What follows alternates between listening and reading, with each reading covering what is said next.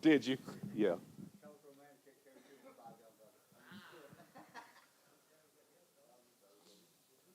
I can make a joyful noise, but that's about it. Well, Michaela couldn't be here this morning.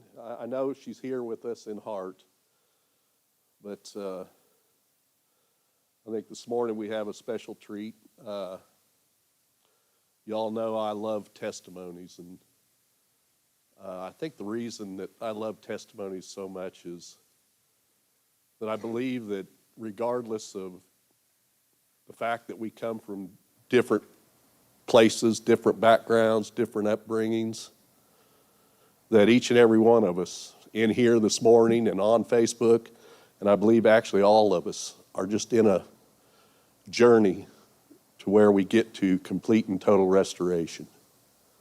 I believe every one of our future is back to the Garden of Eden. Back where we can fellowship with God with totally unself-consciously. Not worrying ever again what he thinks about us.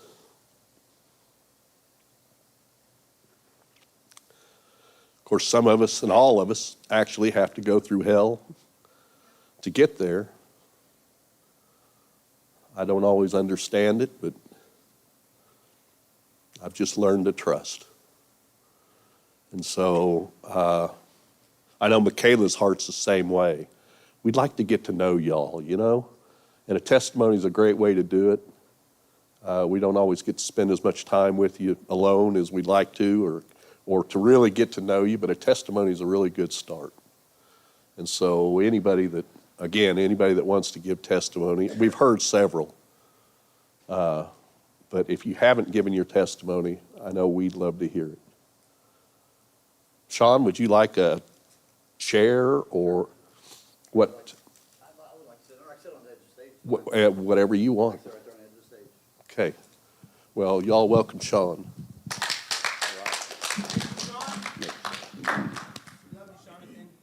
I love all you guys too. Oh, wow. Check. Wow. That was powerful worship this morning, man. I don't even know where to start. I like that part of that one song, Parted the Sea and Held the Waters Back for my release, because, man, I was going through some deep waters. And God was always there, and I didn't even know it. But I'll tell you a little bit about myself. I was born in Lafayette, Indiana, September 28, 1975, to both my parents, of course, Mark and Deborah Barker, who split when I was about 18 months old. And Mom remarried pretty much instantly to another man, which became what I thought was my father. And then it wasn't shortly after that. I have a younger sister and an older sister also, but shortly after my younger sister was born, she's 2 years younger than me, so we moved to Southern California. And that's where I got my love for music from, was they played my stepfather and his brothers and two other men played bluegrass music and country music all over the state. And we got to travel along with them, and all I knew was and seen was alcohol and drugs growing up. You know, it became the normal. And along the way, there was a lot of physical abuse. I was put through some things like I don't think kids should have to do. You guys know what a push mower looks like, right? So, you know, there's a bar in the middle of the handle. That's how tall I was. I had to use the middle handle to push mow the yard, but it was about a 2-acre yard I had to push mow at about 6 years old. I was made to do that. And I did what I was told, because if I didn't, I knew what was to come, you know. But had a rough upbringing. Out there in Southern California, my stepfather's cousin took me, and two of my cousins were close to the same age camping. I was molested at about 7, 8 years old by him. And I was blamed for that too, because I didn't tell on him. I was scared, of course, you know. So since I didn't tell on him, then I got beat for that also, because I should have told, you know. It was crazy now that I look back on it. But it was all out of fear, you know, of the retaliation or what I was going to get, because at one point, my stepdad broke my ribs when I was about 9 by beating on me. And that's when my mom finally stood up for me and said, that's enough.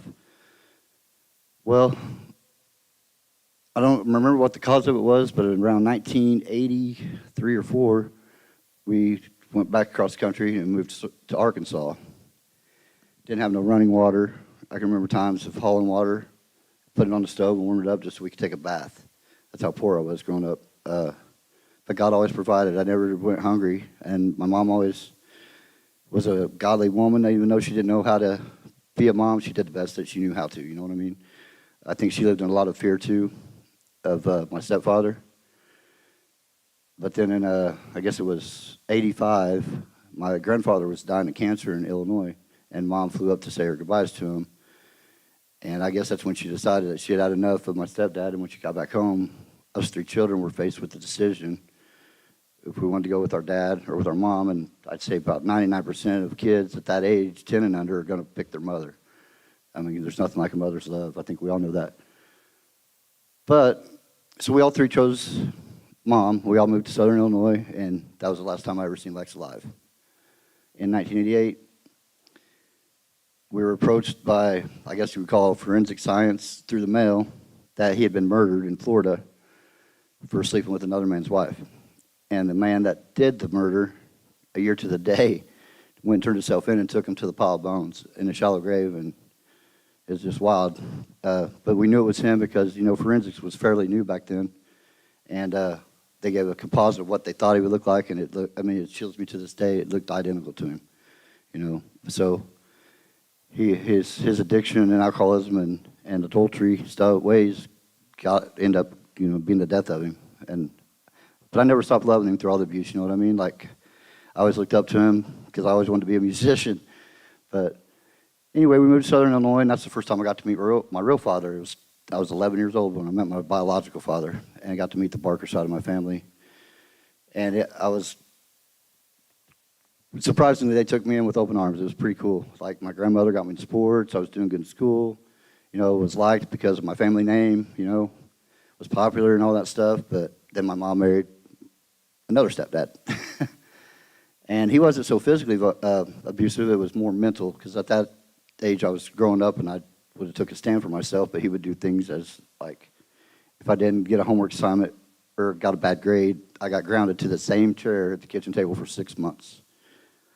Like, come home from school, all I could do was go to the bathroom and bed. That was it. You know, stuff like that. And not only that, he thought that, for whatever reason, that I was always trying to break him and my mom up, which maybe I was, because I hate to say the word, but I hated the guy. I got to the point where I hated him. And he accused me of molesting my stepbrother. So I had to go through this whole investigation with the state of Illinois at 12 years old. And it was all proven unfounded, of course, because he was lying, just trying to get me out of the house in a way so he could have my mom to himself, basically is what I think it was. And then when that didn't work, he talked my mom into putting us in a children's home. And that lasted a very short time, maybe about a school season, I guess it was, until they found out my sister, who Lex had got murdered, my little sister was getting Social Security for him being dead. Well, they found out that the money was going to start going to the children's home, so he pulled us out so they could get the money. That's the kind of man he was. It was sickening, if you ask me, but anyway, long story short, man, it was just a lot of mental abuse and physical abuse growing up. Like, I think we all come from dysfunctional families. A lot of us do. But then I was introduced to drugs, you know, probably started smoking weed probably around 13 years old, and alcohol. And then by the time I was 17, I was introduced to meth, and I fell in love the first time I used it. I don't know how to explain it, but I've spent the better part of, since I was 17, I'll be 50 in September, of chasing the same high that I got when I was 17 years old. And man, I'll tell you what, it's no life to live, man. I'll tell you what, I thought I was, but I thought I was a good dad. I thought, there's a lot of things I thought along the way, but so about, when I was 21, I guess, I met my wife, Kim, in Effingham, Illinois, and we had 2 boys, Jordan and Colton, and we were together about 15 years, but I was basically the same way that I'd seen when I grew up. I was never physically abusive, but I was never there for my kids. I was absent as a husband. I would go to work one morning and I might come home Wednesday or Thursday or Friday, just whenever I decided I wanted to come home. So I didn't know how to be a husband. I didn't know how to be a father because I was never taught the right way. But at the end of the day, I understand that God forgives me, and my kids have forgiven me, but my ex-wife, I think she still holds on to a lot of that because I got clean, and see, it was around 2003, I guess. I went to rehab in Anna, Illinois, at the Christian Fellowship House there, and it was just a short program, 28 days, and I got out. But instead of going back home, I decided to move to Missouri, and I just went over there and excuse me. I went over and lived with my sister, and got a job working at Walmart in the Tire and Lube Express. And I told my wife I didn't want to come back home. I wanted to stay there because I knew if I went back home around my old playmates and stuff, I'd probably want to use again. I wasn't strong enough yet to be around that stuff. But she moved over there, and I had a pretty good life there. I got baptized in the horse trough, was on the front page of the Cape paper, challenged to change, gave my testimony, and thought I was doing right. But the truth of it is I wasn't living right. I was doing all that for the glory for me and not for God, now that I look back on it. I wanted a pat on the back for doing the right thing. And now that I see that, I stayed clean for 8.5 years, but I still wasn't being a husband. I still, instead of out running around, I was a mechanic by trade, so I would work on cars out in my garage till midnight or 1 o'clock in the morning to make extra money and not be taking my kids to ball practice or being inside having dinner with the family and stuff. So, it's crazy. So anyway, I stayed clean about 8.5 years, and then in 2000, I guess it was 11 or 12. I think it was the beginning of 12. I found out my mom was really sick, and one weekend, Kim, just out of the blue, I thought everything was going great. I had a good job. She had a good job. We had all the material stuff in life, nice home, four-wheelers, cars, all that stuff. She just said, "Do you ever want anything more from life?" I'm not happy. I want a divorce. And it shocked me. It floored me. I was like, what did I do wrong? And I think what it was all the hurt and pain I'd caused over all those years of my active addiction. She wasn't able to forgive me for it, and I think she just had had enough. But it could crush me because I didn't know how to be an adult because she wore the pants in the family, so to speak. I worked, but I was just allowed. I gave her X amount of dollars a week. She paid all the bills. I had no responsibility. Whatever was left was my money to do whatever I wanted with. So that was shocking. It took me probably a good 1.5 or 2 years to accept the fact that she was gone, and she really meant it because I tried to say, I'll do counseling, I'll do this, I'll do that, and she wasn't having none of it. And it really crushed my kids. It really did. It really put a burden on my children. And, man, forgive me. I always said that I didn't end up wanting to be like my dad, and here I turned out to being just like my dad. You know what I'm saying? Like, we all don't want to be like our fathers, and then a lot of us turn out that way. And thank God that my children are forgiving and understanding, though, because they still are behind me and love what I'm doing right now. But anyway, around 2012, I decided it was a good idea to move back to Illinois, where I first got involved with drugs because my mom was sick, and I knew she was going to pass away. And I had that 8.5 years separated from methamphetamines, you guys, and within a matter of 4 months, I was facing conspiracy to manufacture and possession charges and precursor charges and facing 6 to 30 years in prison. That's how this disease will get you, the addiction. It don't matter how long you had away from it, you pick right back off, or it's even worse than it was the last time you go back out, or at least that's my experience. So I went to prison for the first time. I ended up taking, I think, 7 years or 6.5 years or something like that. And I did a little less than half of that because I earned some good time getting my GED and doing some college courses. Thought that would fix me. It didn't. I was out. I was able to finish my parole time. I think I had a 1-year parole. I finished it. Matter of time, I was using again. Got another charge of possession. Went back to prison. Got a 2-year sentence for that. Did that time.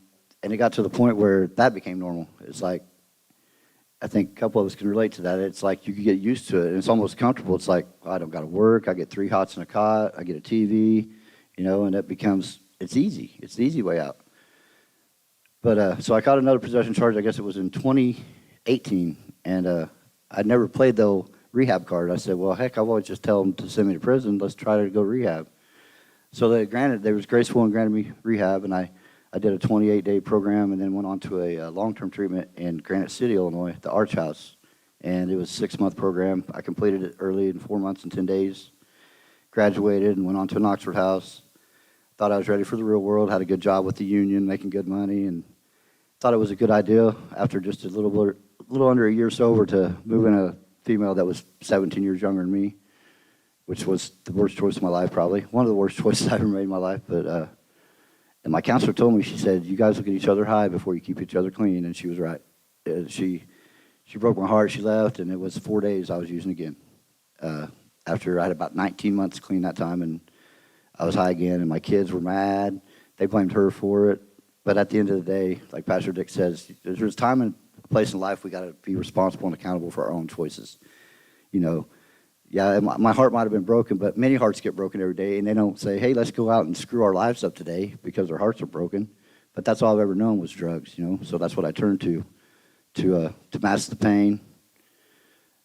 And so I'll tell you a little bit about the last time I went to prison.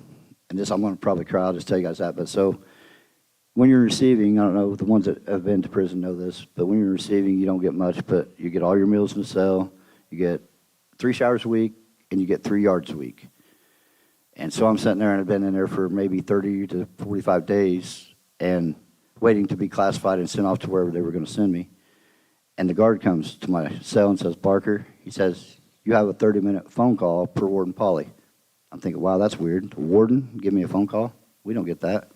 So I was thinking something's wrong. So I get on the phone at like 5:30, around 5:30 in the evening time. And it's my girlfriend at the time and my 2 sisters. They're in the room with my mom and said, Mom wants to tell you bye, she's going to go. So here I am sitting in prison, slave to my addiction. And I tell my mom the last goodbyes on the telephone. She can't even talk to me because her lung capacity was like 16%. But they said her mouth's moving, but she can't say, but she hears you, and she loves you. And she took her last breath at 5:48 when I was on the phone from prison. So I had a hard time forgiving myself. I struggle with that to this day, and that's why I'm taking this Hidden Roots class I'm getting ready to start, because I don't forgive myself for a lot of the things that I've done to my kids and my not being there for my mom. I couldn't have saved her, but I could have been there with her, you know what I mean, and not locked up. But I chose the drugs over everything else is what I'm trying to say. And that's a hard pill to swallow, man. It really is. I've never even visited her graveside yet to this day, and that happened in May 13th, on Friday the 13th, May 13th of 2016. I skipped around. I know I'm bouncing all over the place, but this is like a divine intervention. So that last possession charge I told you about, 2 years to the day of my mother passing away, on Sunday, May 13th, on Mother's Day, is when I got arrested for that possession charge. So that was like a divine intervention, and that still wasn't enough to stop me from using, you know. But anyway, so I've been ripping and running back and forth since all my life. In 2018, 2019 is when I got clean there at the Arch House. So I've been getting high. What is that? 6 years. I've been on the run for about 6 years now. Working the whole time, thinking I'm a functioning addict, you know, because I provided for the kids and all that stuff. But at the end of the day, it's like you're really not a father or a provider. You're feeding them basically is all you're doing. And you would think a guy that went through what I went through as a child would understand that, but we just don't get it because it's the opposite. And but I think y'all know my story from. I'll tell everybody because they might not have heard it the other night. But so that's the last 6-7 months. God's been tugging at my heart, and I got a friend down in Cape that's got 10 years sober. We used to use together and stuff, and he's been sober for 10 years. And I've been reaching out to him, and he's been trying to come take me to a meeting, and I'd make excuses up why not to go, you know, and stuff like that. But God had been tugging at my heart, and I think it was, I don't remember the exact date. It was like around June 1st, somewhere in that area. I was headed to St. Louis from Cape Girardeau to buy more drugs. And on the way up there, my car broke down. And God works in mysterious ways, man, I'll tell you what. But I was just south of St. Louis, about 20 miles at the 175 mile marker. I'll never forget it, Crystal City exit. Sat there for hours. This happened at 10:30 at night. About 2 in the morning, I just felt so burdened down, and I was just sick and tired of being sick and tired, so they say. And I put my hands on the steering wheel, and I said, God, if you're real, show me you're real. And I fell asleep, not thinking nothing of it. I wake up, I felt different. I told my partner that was with me, I said, throw them drugs and needles out of the car. I said, I'm done. He said, what do you mean you're done? I said, no, I'm done. He said, well, what are we going to do now? I said, I don't know. I said, I'm going to sit here and wait till daylight, and we're going to figure it out. Well, we fell back asleep, and about 8:30, 9 o'clock, I seen a black car drive by, and it caught my eye, and it was a pretty girl. I said, maybe it was destiny that we broke down here. I said, maybe there goes my future wife right there. But all jokes aside, it was weird because it wasn't weird, it was God. I go back to doing what I'm doing, waking up, getting a cigarette to light up, and look up, and it's the same girl that drove by in front of my car with her bumper to my bumper wanting to help us out. I was like, wow, you're funny, God. You got a way of showing up. But she tried to start my car. I knew it wasn't going to start, but just to appease her, I let her try to help us out. And she said that if you guys are still here and need a ride back to Cape Girardeau, when I get off work, I'll take you. And then she left, pulled off, and then I guess she texted who now is my mentor / pastor, Bo, which is came from the same walk we have. He's changed his life around. But he sends his dad there to help us out. And I'm thinking, this old man's crazy. He's an old hippie style guy, but he's got his life together too. And he said, my son said I'm supposed to come help you out. And I said, I don't know your son. I don't know anybody from this town. He's like, well, my son told me I'm supposed to come help you. I said, I think you got the wrong people. And I sent him away. And about 20, 30 minutes later, here he comes again. I'm like, this guy's crazy. What's he doing? He said, my son Bo told me to come help you, and I'm supposed to treat you like you're him or his wife. And I said, well, that's weird. I don't even know this guy, but okay. He said, what can we do? I said, well, I got to get my car off the highway. He said, well, we'll have it towed. And you look across the road there's a tow truck right there at the gas station. So they paid to have my car towed to the church, and I got to meet Bo. And Bo and his brother, who were very strong believers, prayed over me. One of them spoke in tongues, which I'd never had done for me before. That was wild. It almost freaked me out. But they had called Jason, who had come through this program here at Hannah's house before. I'd never heard of it before because I was willing to try anything. I was at desperation, you guys, because I'd been to prison, like I said, 3 times, in and out of rehab. I think rehab 3 or 4 times. And although I completed all those successfully, I was never able to stay clean. Why? Because I didn't have God with me. I didn't keep God with me. And I was so blind to see that. But so Bo said, I know this guy. He said, if you really want help, he said, I got an idea. He said, let's get you some treatment. I said, but I've already tried that. He said, no. He said, just hear me out. Let me call this guy, and we'll see if we get you there. So he calls Jason up. Jason came through this program, I guess it was about 10, 12 years ago. He didn't complete it, but he's doing good now. I guess he came back for the reunion here not very long ago and spoke. But I've never met the man. Talked to him on the phone several times, but you guys know how hard it is to get into places like this and stuff. But like I called one day, and I could have came that night, and that usually doesn't happen. But I wanted to see my kids, so my kids drove up to St. Louis, and they stayed the night with me. And we all went out to eat with Bo and hung out and stuff, and said, I'll give it a shot. It's called Hannah's House, he says. And I said, Hannah's House? He said, yeah. I said, okay, I've never heard of it, but I'll go. I'm willing to try anything at this point because I was desperate. I really wanted to change my life. And so the next day, the girl that stopped to help me there initially gives me a ride all the way down here. Well, I left the part out. We drove to Independence, Missouri first because I didn't know it was in Independence, Kansas. So we took the long ride. It was about an 8-hour ride instead of a 5-hour ride. But we got here, and I've only been here, 4 weeks? About a month, I guess it has been. And I don't even know how to explain it other than God is amazing. All these guys say I've grown so much. I don't see it because we're our own worst critic, but I know I love you, Jeff. But the first day or second day I was here, I wanted to beat Jeff up until I give him a hug every day now and tell him I love him. That's how much God has made me grow, and it's like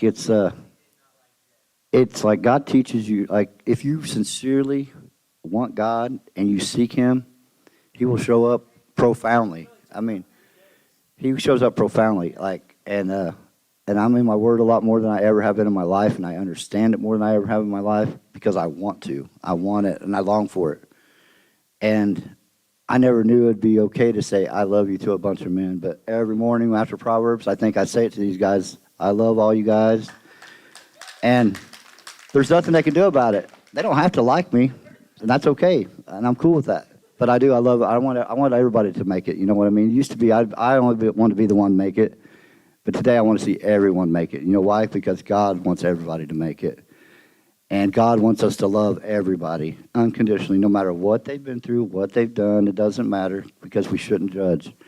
And I never knew what unconditional love was until I walked through those doors. I honestly didn't. I thought I did when I was married, but I don't even know that I was ever in love with anybody, to be honest with you, because I didn't know how to love. But today I know I do. I know I do. I know how to do it today, and my kids are so proud of me right now and happy for me. And it's mending relationships. It's showing me how to get friends, to treat people, to be kind, to show grace to others. I mean, God is amazing, and this program works, man. It's a God thing, and you got to have God in your life if you want to make it, especially if you come through the hell that some of us have been through or put ourselves through, for better lack of term, because some of it, yeah, could stem from my childhood, but at the end of the day, when I was 18 years old, I had a conscious decision that I could have made to not choose drugs over my family and all that stuff. But, you know, Pastor says this, sometimes we've got to go through that to get to where we are today. And that's what I did. But I'll tell you what, I'm happy. I mean, there's some other things I want. I'm mad that sometimes I don't have my cell phone and the fleshy things of life, but I don't have to have that stuff. I'm just a brat. I think we all are. I think we all get a little spoiled along the way, but just give God a chance is all I'm trying to tell you. Like, if he could save me, like the song says, save a wretch like me, and I mean, I was a wretch. I was a wreck is what I was. And he can save it. He can save anybody. You just got to want it. You got to seek him, and you got to just give it a chance, because it will definitely work for you. I see people changing all around me. Jackie's grown immensely. Tamara's grown immensely.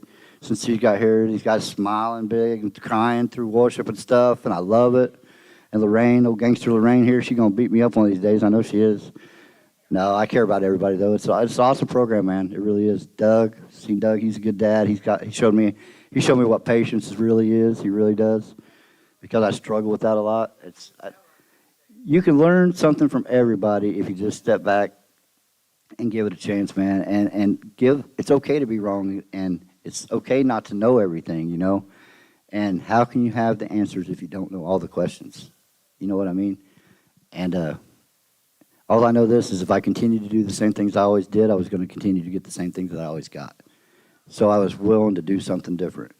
And I open my heart up to God. I come up here and I pray and I worship, and I sincerely mean it. And I ask him to show me, you know, what am I supposed to do today? Who am I supposed to love? How am I supposed to love? How can I help my brothers? And I feel things. You can ask my brother Jerry, like, he won't say nothing, and I'll just go to him and say, bro, you all right? Let me pray for you. And vice versa. He can tell when I'm going through something. It's like, God's amazing. He works like that. He really does. Like, and I'll be like pouting and throwing a fit about something minute. Jerry will say, now, Sean, it says this in the Bible. We shouldn't. But it's awesome. I love you, Jerry. But Tori, all these guys, I love them all, man. Tyrone pulls me up all the time. Bro, sit still. You ain't going nowhere. Anyway, that's my life story, you guys. That's how I got to Hannah's house, and it saved my life. And if you need somewhere, call the number up. You know, I know we're live on Facebook. If you're struggling with addiction or just have any bondage whatsoever, come check us out on Sundays. This place will free you, and it will save your life. That's about all I got, guys.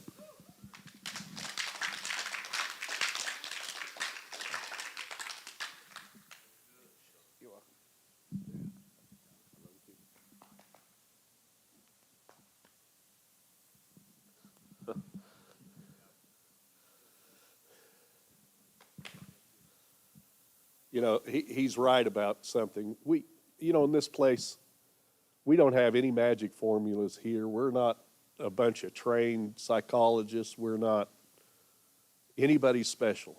But God uses the foolish things of the world to confound the wise.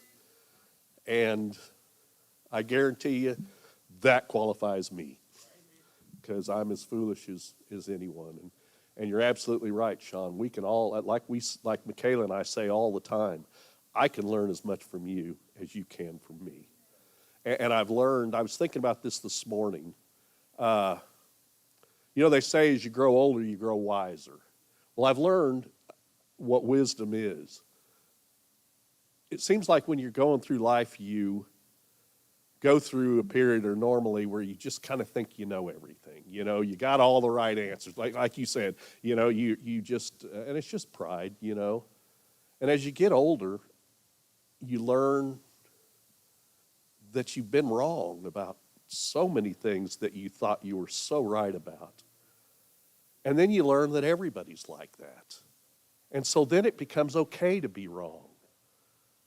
And I think wisdom is knowing you don't know everything, knowing that there's so much you don't know. And it just humbles you. And wisdom is humility. Wisdom, because humility gives you the ability to learn. It opens you up to the people around you and to learn. There's a saying that says that a wise man can learn something from every fool, but a fool can't learn anything from anybody. And that's because a fool is full of pride. If you know everything, you'll never learn anything. And yeah, we don't have any magic formula here. What we have is a bunch of people who have been humbled by life. And because we've been humbled by life, we opened ourselves up to the presence of God. And that's what we have in this place, is the presence of God. And God does all the work if you just let him. If you'll humble yourself to him, ask, and you shall receive. Seek, and you will find. Knock, and the door will be open to you. And that's what kind of God we have, is an ask and seek and knock kind of God. And you talked about love. You know, God is love. I think that until you truly have a good encounter, a true encounter with God, that anybody doesn't have the ability to truly love. Because God is love. And it's learning him and taking him in. That's what gives you the ability to love. How can I love Slim that I never met until this morning without God, you know? And yet, Slim, that may sound weird, but I do, just because I've loved every person that's come through this place, even when I didn't get to know them. Just because, like Pastor, I see treasure in y'all. I know that sometimes it's buried really deep. But you know, we're willing to buy the field. We're willing to buy the field. If you don't know what that means, read it. You know, we know that each inside of each, I said it one time, only God can take a crusty, old, hard, salty shell and pull out a pearl of great price. Only God can take an ugly lump of black coal and pull out a perfectly shaped diamond, beautiful and perfect in every way, shaped by the master jeweler. Only God can look at a lump of miry clay and put it through his refining process and come out with purest gold. And that's what we have here, is the presence of God. And you're right, Sean.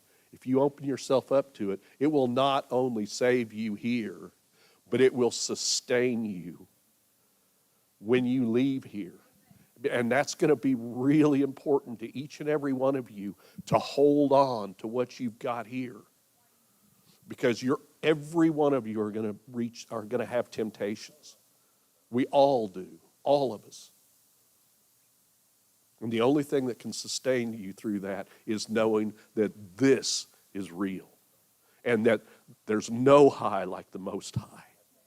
And that our sin has been taken care of. Our sins are forgiven, but it still separates us from God in our own mind. And you talked about, you didn't want to do what your stepfather or whatever did, but you did the same thing. And the Bible says that the sins of the father will pass down to the second and the third generation. And I found that that's true. There's a saying that says, whatever you, as a parent, does in moderation, your children will do to excess. And that's whether it's alcohol, drugs, sex, lust, whatever. Whatever weaknesses the parents have, the children seem to take on. But the Bible also says that he will bless to 1,000 generations of those who love him. And we can break the curse. We can break the curse. We have the ability. We are given the ability to break the curse because we know what the curse is. It's just a lie. It's nothing but a lie from the enemy.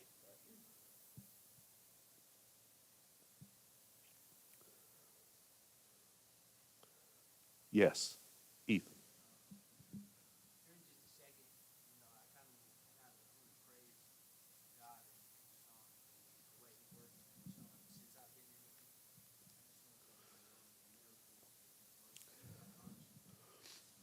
I'd love to hear that. You can do it. Come up right now. Come on up. No. Maybe you cannot. You can come up here. If I can, you can. Believe me, I have no idea how hard this is for me.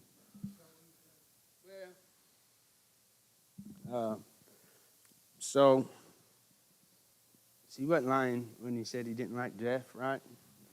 Like when we first got here, he got here the day before me, and I got dropped off out here in the prison, getting out of a prison bus, right? And when I first met him and I just kind of clicked. We took it because we're both a little. Yeah. You know what I'm saying? Yeah, we're just passionate. Spicy. Yeah. So we kind of fed off each other, And at the beginning, I think we were both looking for excuses to go home or looking for excuses to do something else, And so my second day here, we were walking through the parking lot, and he was telling me, he's blessed with somebody who offered him the world, not inside but out. Offered him the world just to complete this program, offered him what he could get from completing this program, And as we're walking, he kept saying, I'm going to complete the program so I can get this, I can get this, I can get this, I can get this, right? And then the very next morning, Jeff turns the light on at like 3 a.m, and Sean wakes up, he comes out on the porch, and I'm just now for the first time in my life an early riser, And so we're out on the porch drinking coffee, and Jeff just happens to go make breakfast while he's needing a cup of coffee. And he comes out, he says, today's the day I'm going to punch that dude. I don't care about none of the stuff that I was supposed to get for completing the program. I'm going to punch him, and I'm going to leave. It's over with. And so, I kind of use that as a ploy, and I told him, hey, think about what you got coming. You know what I'm saying? Think about how much it meant to you that somebody loved you enough to offer you that. You know what I'm saying? And he said, yeah, okay, that's cool. And he calmed down almost instantaneously, right? So in the next 3 days, it was kind of a struggle, with him and Jeff. But it's because just Jeff does what Jeff wants to do. And he doesn't even, it's not like he was doing it. He'd been here long enough that it was his home, you know what I'm saying? But Sean felt that it was his home now, And I promise within the first week, the change he made. And I'm talking about so much of a change that just yesterday we were talking, and that there's an issue of something or another. It's not important, but we were talking, and he said specifically, like, well, even if I leave, I'm not going nowhere. I'm still going to come to church. I'm going to stick around and help Pastor Dick. I don't care what my friend offered me. I'm not doing this for that. I'm doing this because this is what God wants, And now he literally hugs Jeff every time he sees him, you know what I'm saying? And it's cool. So I just want to, pat him on the back, high five, buddy. And that's the way God worked in him. Yeah.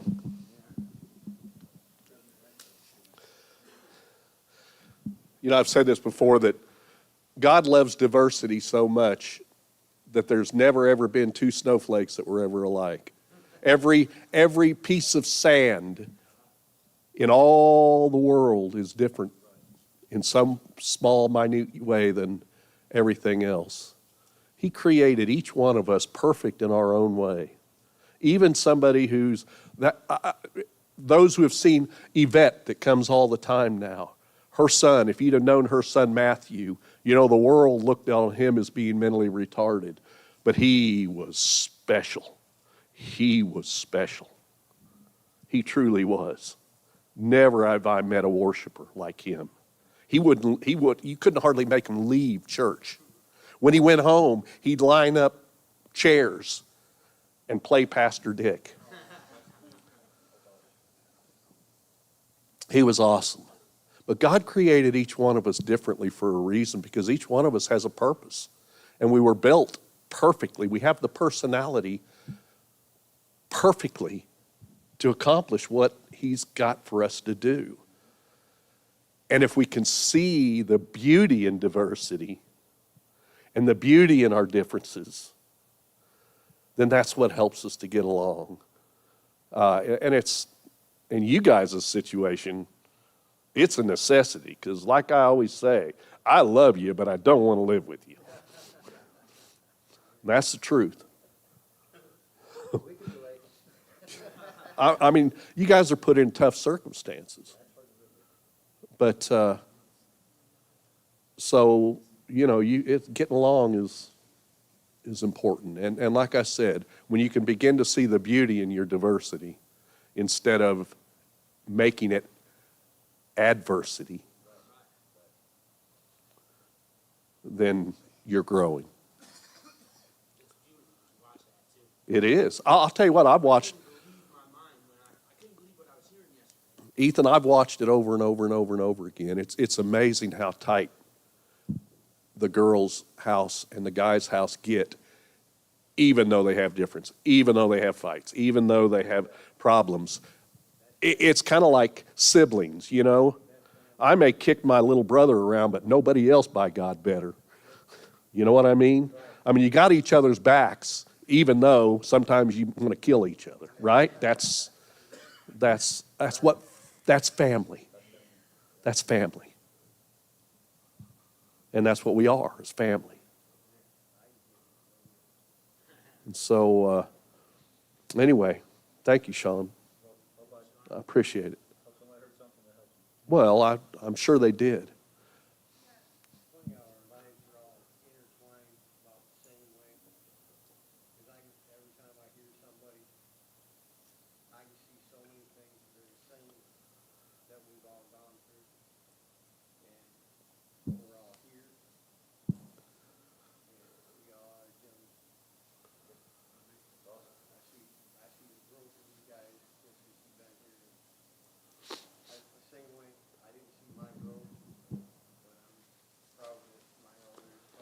Yes, absolutely.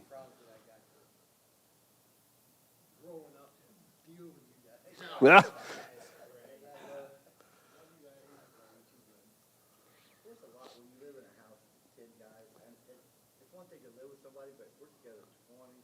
Right, right. Yes. This is trial by fire.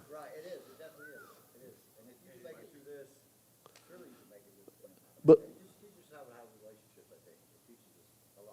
it does. But like I said, when I started this out, we're all on a journey, and I don't believe in coincidence. I don't believe in accidents. I believe that our steps are ordered. You know how I believe that? The Bible says that. Our steps are ordered. That's right. You know, fire is purifying. That's what fire does, is purify.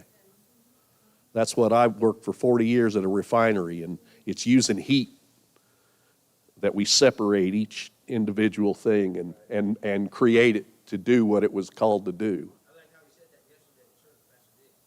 And he's purifying metals. That's how you burn out things. Right, exactly. That brings up the dross. When you put gold through the purifying process, the heat brings out the dross, and they skim the dross away. What's our dross? Anger, bitterness, jealousy, pride. That's our dross. And it takes the refining fire of God to get that out of us. But inside of every one of you is a treasure that God's just working on you, chipping away. You know, line upon line, precept upon precept, just chipping away. And He will accomplish. He will do what He says He's going to do. And like I say all the time, enjoy the journey. I know it's hard sometimes. Enjoy the journey. Enjoy the process, even when it process is hard, because a wise man sees the end from the beginning and acts accordingly. The end is a pure product. You, the way God intended you to live. Zoe life. Zoe life. Life the way God intended it. You the way God intended you to be. And he doesn't see your weaknesses and your faults and all that. He just sees that as dross and something that hurts you. It doesn't offend him. It just hurts you. It keeps you from being all that he created you to be. And so he just goes to work on you. And sometimes he uses each one of you to work on each other. For and against. Iron sharpens iron. But yes, iron sharpens iron. But you're all in the process. We're all on our way to Garden of Eden. Because that's where we're headed. The promised land, right? Anyway, love y'all. Anybody else have anything to say before we go? No? Okay. Love y'all.